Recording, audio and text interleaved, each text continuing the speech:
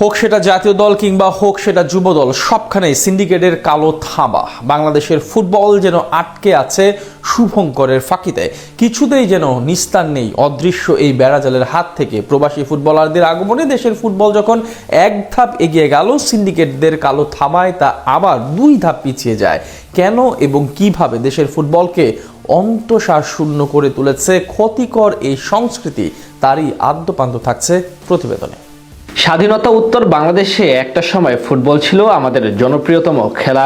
Dhaka league ছিল দেশের ফুটবলের প্রাণ শক্তি, যেখানে আবাহনী মোহামেডানের লড়াই দুভাগ হয়ে যেত রাজধানী ঢাকা সহ সারা বাংলাদেশ।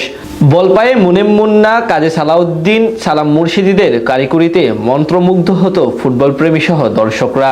সেদিন গত হয়েছে একবিংশ শতাব্দীতে ক্রিকেটের উত্থানে থেমে গেছে ফুটবল উন্নয়নের চাকা। আধুনিক বিশ্বে অত্যাধুনিক সুবিধায় বিশ্বের অন্য সব দেশ যখন ফুটবলে যোজন যোজন এগিয়েছে, সেখানে বাংলাদেশের ফুটবল থমকে গেছে পক্ষপাতিত্বমূলক কালো থাবায়। বাংলাদেশের ফুটবল আজ যে গভীর সংকটে নিমজ্জিত, তার কারণ উদ্ঘাটন করলে দেখা যায় যে মাঠের পারফরমেন্সের চেয়ে পর্দার অন্তরালে থাকা পক্ষপাতিত্বমূলক কারসাজি মুখ্য হয়ে দাঁড়িয়েছে দেশের ফুটবলের অগ্রযাত্রায়। জাতীয় দল থেকে শুরু করে বয়সভিত্তিক ফুটবলের প্রতিটি পর্যায়ে আজ এই অশুভ শক্তির কালো থাবা বিস্তৃত, যা দেশের ফুটবলকে এক মরণবেধির মতন আঁকড়ে ধরেছে। যখনই কোনো প্রতিভাবান ফুটবল বা উন্নত প্রশিক্ষণপ্রাপ্ত প্রবাসী ফুটবলার দেশের টানে লাল সবুজের জার্সি গায়ে জড়াতে ছুটে এসেছেন, তখনই এই অদৃশ্য দেয়াল তাদের পথ আগলে ধরায়। এই পক্ষপাতিত্বমূলক কেবল কয়েকজন ব্যক্তির সমষ্টি নয়, বরং এটি একটি সুসংগঠিত ব্যবস্থা, যার বছরের পর বছর ধরে দেশের ফুটবলকে ধ্বংস করে চলছে। এই পক্ষটি বছরের পর বছর ধরে যোগ্যদের বঞ্চিত করে অযোগ্যদের জন্য জাতীয় দলের দুয়ার উন্মুক্ত করে রেখেছে, যার ফলে থমকে রেখেছে দেশের ফুটবলের অগ্রগতির চাকা। অন্যদিকে ফুটবলের উন্নতির কথা বলে কোটি কোটি টাকা খরচ করা হলেও দিন শেষে ফলাফল সেই শুভঙ্করের ফাঁকি, যেখানে খাতা কলমে অনেক আয়োজন থাকলেও বাস্তবে দেশের ফুটবল যেন আজ তলাবিহীন ঝুড়িতে পরিণত হয়েছে।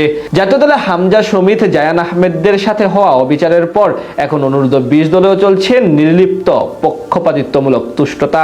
মার্কিন যুক্তরাষ্ট্রের আলোছায় বেড়ে ওঠা রোনান ও ডেকলান সুলিভান যেখানে লাল সবুজের পতাকার টানে ছুটে আসে বাংলাদেশের হয়ে খেলতে, সেখানে 2 ম্যাচে এক মুহূর্তের জন্যও মাঠে নামানো হয়নি ডেকলানকে। অথচ তার ভাই রোনান সুযোগ পেয়ে বুঝিয়ে দেন নিজের সামর্থ্যের চরম সীমা। তা দেখেও বোধ হয় লজ্জা হয় না পক্ষপাতিত্বমূলক মাস্টার মাইন্ডদের। অন্যদিকে যুক্তরাজ্যে বেড়ে ওঠা ইব্রাহিম নেওয়াজকে চলমান সাফ অনূর্ধ্ব-20 দলে 2 ম্যাচে মাত্র 1 মিনিট খেলার সুযোগ দিয়ে নির্লজ্জতার চূড়ান্ত সীমায় পার করেছে টিম ম্যানেজমেন্ট।